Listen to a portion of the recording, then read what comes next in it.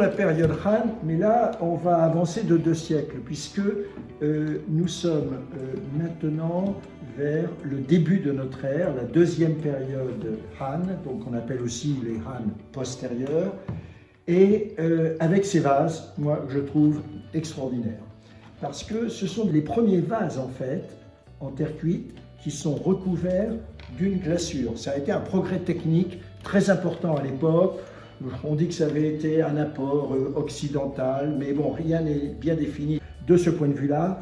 Mais donc, une utilisation de glaçure qui était faite à base de silicate de plomb.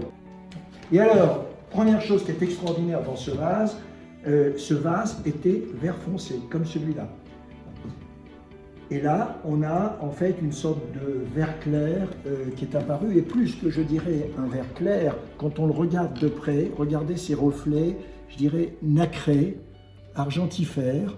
On voit vraiment, mais ici, de la nacre qui apparaît, c'est fantastique. Et pourquoi? Parce que c'est une réaction entre l'environnement humide et ce silicate de plomb qui amène cette irisation, donc qui est tout à fait caractéristique et sur laquelle on ne peut pas se tromper pour ce vase. Donc ce vase, on voit qu'il y avait une partie qui était clairement enterrée.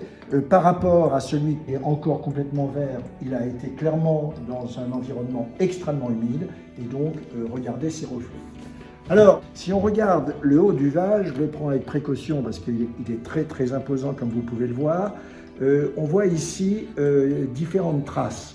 Bon, on pourrait se dire, c'est qu'il a été abîmé, il y a eu des accidents et tout, il est vraiment dans cet état tel que vous voyez, il n'y a pas eu de réparation. En fait, ici, on a encore des traces de gouttelettes qui sont logiques parce que c'était une nouvelle technique, mais il y avait sans doute sûrement des progrès à faire. Les vases étaient cuits dans des grands fours, à peu près à 1000 degrés, étaient mis les uns sur les autres, donc imaginez un autre vase de la même taille qui était mis dans l'autre sens. Et donc, on a à la fois des petites gouttelettes de cette glaçure, mais également des traces que l'on voit beaucoup mieux en bas, qui sont ce qu'on appelle les pernettes.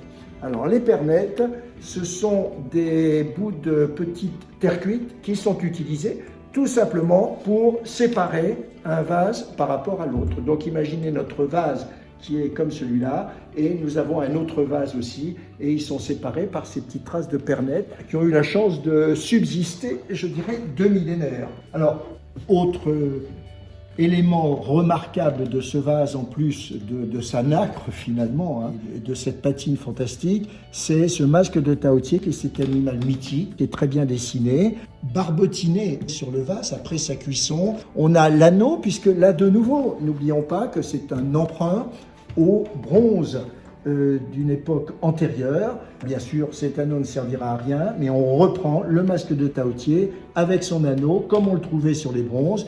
Et dernier élément que je devrais mentionner, c'est également ici ces cercles qui sont dessinés. C'est tout à fait caractéristique des vases de qualité. De même ici, ces sortes de petits triangles qui ont été figurés. Voilà, donc on a un vase, 2000 ans d'histoire, une taille très impressionnante. Et puis, c'était fait à la lumière du jour ou à la lumière naturelle ou bien avec la luminosité nécessaire de cette nacre qui ressort.